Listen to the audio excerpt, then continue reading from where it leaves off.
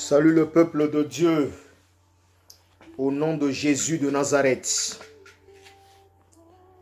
Nous allons partager la parole ensemble avec vous. Pour cela, nous allons prier le Seigneur. Notre Dieu, nous voudrons te dire grand merci pour ce temps agréable que tu nous accordes d'être ensemble devant ta face. Nous bénissons ton nom, nous bénissons ta fidélité. Louange, honneur à toi. Au nom de Jésus. Amen. En ce moment, nous traversons une période difficile où il y a la panique dans le cœur, le désespoir. À cause d'une maladie qui sévit toutes les planètes,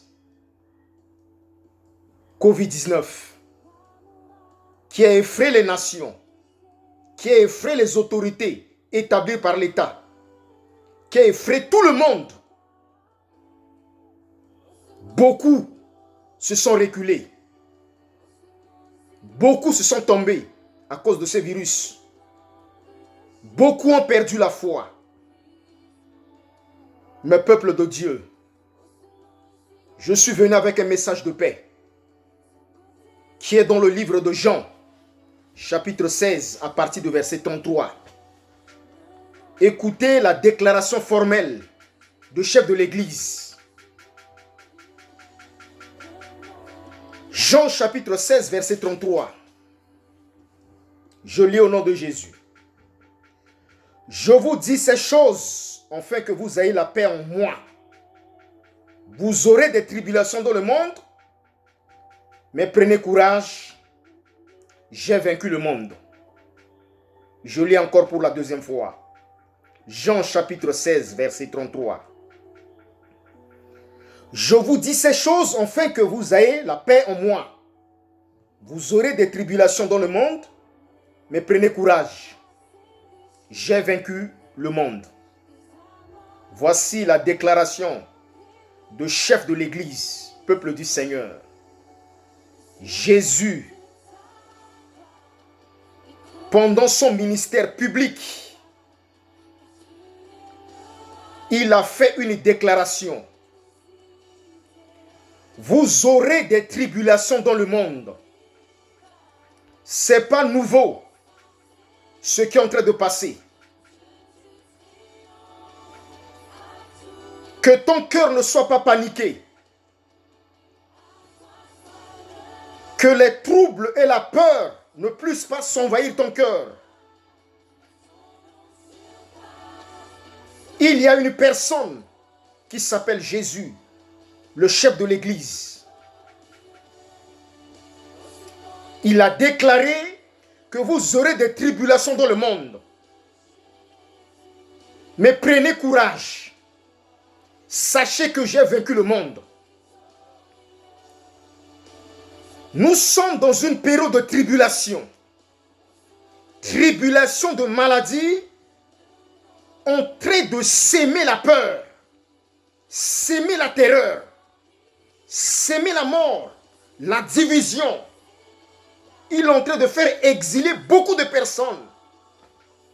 Mais toi, croyant, toi, peuple de Dieu, Jésus te dit, c'est une tribulation que j'ai prédit depuis avant la fondation du monde. C'est une tribulation que j'ai vue depuis longtemps. Mais ce que je te demande, de revenir à moi. Ce que je te demande, c'est d'être dans la paix. Prends ton courage à prier. Prends ton courage à lire la parole. Prends ton courage à marcher avec intégrité avec le Seigneur. Prends ton courage à renoncer à des choses qui ne glorifient pas le Seigneur. Et tu suis le Maître, parce qu'il est le chef de l'Église. Peuple de Dieu, ce qui vient de passer, toute tous les États du monde entier, ils ont mis ce qu'on appelle des consignes sur toute population. Ils ont mis des consignes pour que le peuple ne puisse pas sortir.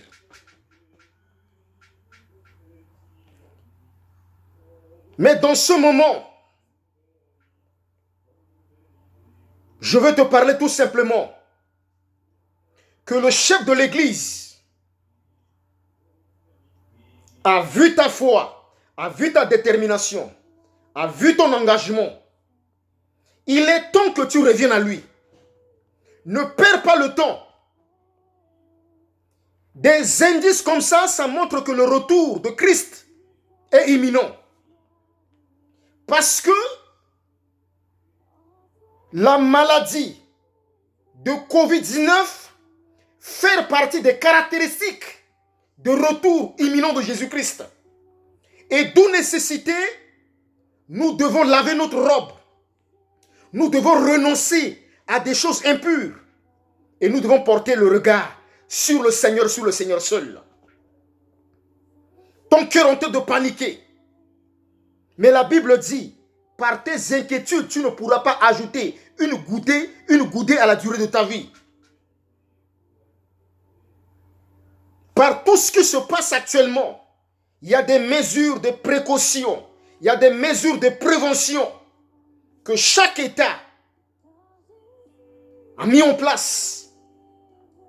Mais peuple de Dieu, le chef de l'église vient nous déclarer, vient nous dire qu'il y a des tribulations qui vont se passer. Tribulations de guerre, tribulations de famine, tribulations de maladie, tribulations de beaucoup de choses. Mais je te demande de prendre courage. Parce que Christ a vaincu le monde par le biais de la croix. Il a vaincu cette maladie lorsqu'il était à la croix. Il a effacé cette maladie en le clouant à la croix.